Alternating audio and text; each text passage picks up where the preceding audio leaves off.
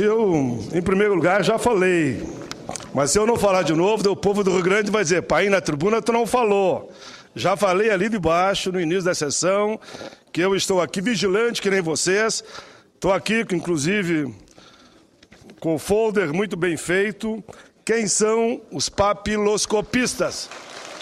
E aqui tem todos os argumentos necessários para que não fique nenhuma dúvida que o papel de vocês é construir a justiça. É graças ao trabalho de vocês que inocente vai ser inocente, culpado vai ser culpado. Não será por falta de prova, seja positiva ou negativa. Por isso que sejam bem-vindos. Oxalá a gente vote hoje o projeto de vocês. Mas, senhor presidente, o que me traz à tribuna, já falei amplamente hoje na Comissão de Direitos Humanos sobre esse fato da espionagem internacional capitaneada pelos Estados Unidos. Tivemos lá, inclusive, uma posição que Vossa Excelência confirma aqui no plenário, no sentido que esse fato é da maior gravidade. Não vou repetir aqui os argumentos, mas vou falar, senhor presidente, com o meu coração de gaúcho e também de porto-alegrense, porque a capital de todos os gaúchos, no dia de ontem, foi ferida de forma dura e faz com que o povo gaúcho esteja de luto e, claro, que as lágrimas também despencam pelo rosto de cada um, e vou dizer por quê, senhor presidente. Eu preciso falar de um fato muito triste, que certamente deixou comovido todo o Rio Grande. E o Brasil. E o Brasil. Na tarde de ontem, um dos pontos mais bonitos, mais emblemáticos do Rio Grande, o mercado público pegou fogo. O coração da nossa capital foi ferido. Imagino que todos que estavam lá naquele momento em que viram aquele prédio histórico em chamas, tenho certeza que respiraram fundo para que as lágrimas não rolassem pelas faces. Quem conhece o mercado público de Porto Alegre é mais do que um mercado público. Ali, senador Inácio Roda, Vossa Excelência esteve lá no comício das diretas por diversas vezes. Vossa Excelência esteve lá em diversos eventos das centrais sindicais. Vossa Excelência esteve comigo lá num grande evento em defesa das 40 horas semanais. O mercado público de Porto Alegre é um símbolo da liberdade, da igualdade e da justiça. Porque ali no mercado público todos se encontram, do mais simples ao mais graduado. Eu digo na faixa social. No mercado público, os negros, os brancos, os índios, os ciganos, enfim, aqueles que têm a sua orientação sexual, todos ali se encontram. No espaço livre do mercado público, na parte de cima, quantas e quantas noites, eu diria, até um limite da própria boemia, ali ouvindo os cantores históricos do nosso tempo, da minha vida, eu sou da década de 50. Então a gente tem um amor enorme pelo mercado público e, lamentavelmente, nós vimos ontem o prédio incendiando. Eu sei que muita gente, nesse momento, a primeira coisa que faz é jogar pedra no prefeito da capital.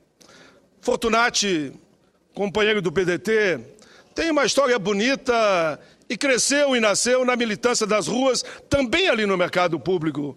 Por isso que aqui o meu comentário não vai ataque pessoal a ninguém.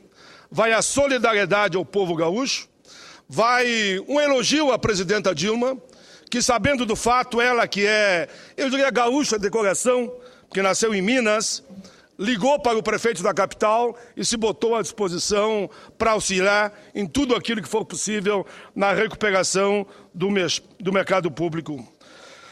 O memorial tinha um acervo de documentos, senhor presidente, históricos. Estava lá dentro o memorial. Lá eram realizadas exposições de longa e de curta duração. O memorial tinha um banco de imagens digitalizados para consulta, além de fotos, mapas, plantas, documentos sobre a história do Rio Grande. Segundo dados do próprio memorial, nos primeiros 6 meses de 2012, mais de 10 mil pessoas visitaram aquele local.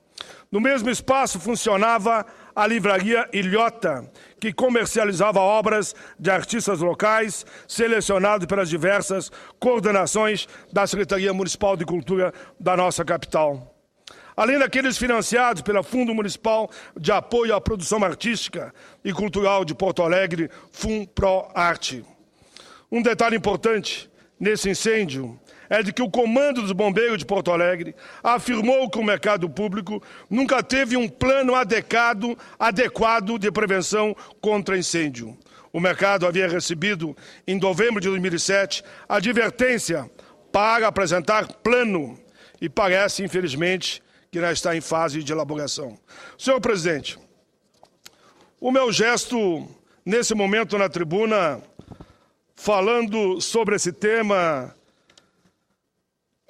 vai, senhor presidente, na linha do que os jornais de Porto Alegre e a própria Zero Hora faz a seguinte pergunta no jornal de hoje, às pessoas que leem o jornal.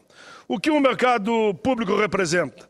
A leitora Thaís Pegorari respondeu: a raiz do povo negro, que por muitas vezes teve no mercado público o único ponto de equilíbrio onde ali não tinha nenhum tipo de preconceito. E aqui vai diversas pessoas dizendo que ali estava instalada a democracia, ali os vendedores, a agricultura familiar, Vossa Excelência, que é um adepto desse termo, ali vendia, ali estavam os pescadores, que são a banca, ali estavam os verdureiros, ali estavam os que buscavam o material para venda até de chamados produtos históricos que você não encontra em qualquer lugar. Ali você encontrava, por exemplo, se quisesse comprar uma feijoada completa, de forma bem natural e direta, vinda da fonte. Ali você tinha peixe, tinha carne de todo tipo. Enfim, mercado público de Porto Alegre, alma ferida do Rio Grande. Eu tenho certeza de que nós vamos recuperar o mercado o mais rápido possível. Segundo o registro, senhor presidente, quero aqui fazer, o jornal também de Porto Alegre, Zero Hora, no seu editorial de hoje, fala sobre a transparência na pauta. Fala da PEC 20 de 2013, de nossa autoria, que acaba com o voto secreto em todas as hipóteses aqui no Parlamento. Deixa eu me dirigir à galeria, porque eu gosto de dialogar às vezes com a galeria. Eu tenho certeza que o projeto de vocês vai ser aprovado e vai ser sancionado. Mas digamos que aqui, um projeto de grande apelo popular, como o fator previdenciário, uma vez aprovado, se for vetado por esse ou aquele governo, no voto secreto não será derrubado nunca. No voto aberto, eu duvido quem vai votar contra o fator previdenciário. Senhor presidente, eu estou na casa há mais de 25 anos, no Congresso Nacional. Não me lembro mais de 5 mil vetos apreciados. Não me lembro um veto derrubado. Um! Alguém poderia dizer, não, mas a questão dos royalties. Dos royalties foi voto aberto. Qual o senador que não tinha interesse de dizer como é que ia votar? Alguém poderia dizer, não, mas no caso de presidente, também foi voto aberto. Eu não me lembro de uma única situação de veto em que essa casa derrubou um veto. Mais de 5 mil projetos aprovados, ampla maioria por unanimidade, e na hora de apreciar o veto foi mantido nos 5 mil projetos. Contra os números não há argumento. Digam o que digam, mas me mostrem o contrário, então. Contra números não há argumento. Por isso eu cumprimento aqui o editorial do jornal que fala transparência na pauta. Por fim, senhor presidente, eu iria falar agora, mas vou encerrar porque o meu tempo terminou. Eu precisaria de no mínimo mais 20 minutos. E não vou usar porque não dá naturalmente, né? Mas eu ia falar, senhor presidente, vou falar se hoje à noite der tempo ainda, e me inscrevo daí como líder, no momento adequado. Esses 20 minutos, senador Paim, só após a votação da matéria dos exatamente. Por isso que eu vou optar. E ainda só falo se for aprovado. Se não for aprovado, em protesto eu não falo. E nesses 20 minutos que eu falarei depois da ordem do dia, e falarei em nome da liderança, eu vou fazer aqui uma homenagem, que eu acho que os grandes homens públicos, como diz uma canção antiga, se não me engano, do Cartola, ele diz que depois que ele morrer, não adianta mandar para ele flores ou vela. ele gostaria que quem pudesse fazer por ele, que fizesse enquanto ele está vivo. E eu quero hoje à noite aqui fazer, num pronunciamento aqui de 18 páginas, uma homenagem àquele que eu considero o maior líder vivo da humanidade em matéria de direitos humanos, que é Nelson Mandela. Sei que Nelson Mandela está num momento muito difícil lá em Joanesburgo, na África do Sul. A situação é gravíssima, mas eu queria fazer essa homenagem a ele, não depois que ele nos deixar, já está com 94 anos. Sabemos que passará um tempo e ele vai fazer a viagem que todos nós faremos, mas eu quero homenagear, nesse período, depois da hora do dia, Nelson Mandela. Eu gosto muito de ter referências na minha vida. E há duas referências que eu tenho e que eu mantenho sempre viva na minha alma. Uma é Gandhi e outra é Nelson Mandela. São homens que optaram pela paz, são homens que fazem gestos, são homens que combateram da sua forma no campo das ideias. Gandhi para libertar a Índia do Império Britânico e Nelson Mandela, 27 anos no cárcere para acabar com o apartheid. Então farei depois, senhor presidente, essa homenagem a Nelson Mandela e desde já agradeço a Vossa Excelência. Mas por uma questão de justiça, que eu vou falar depois, eu quero receber o aparte da senadora Ana Amélia, porque eu tenho certeza, senadora Ana Amélia, que o seu aparte vai naquilo que o nosso coração está sentindo nesse momento. O mercado público de Porto Alegre esteve em chamas. Era exatamente, senador Paim, eu queria dizer que nós, os senadores do Rio Grande, primeiro agradecemos as manifestações que nós recebemos pelas redes sociais de solidariedade por esse patrimônio que foi incendiado. Mas também tenho a convicção de que a sociedade gaúcha, especialmente porto-alegrense, que faz do mercado público uma passagem obrigatória ali no coração da nossa capital, que vai ajudar a recuperá-lo o mais rapidamente possível. Até porque toda a estrutura externa do mercado, que dá fisionomia à arquitetura do mercado público, vai ser preservada.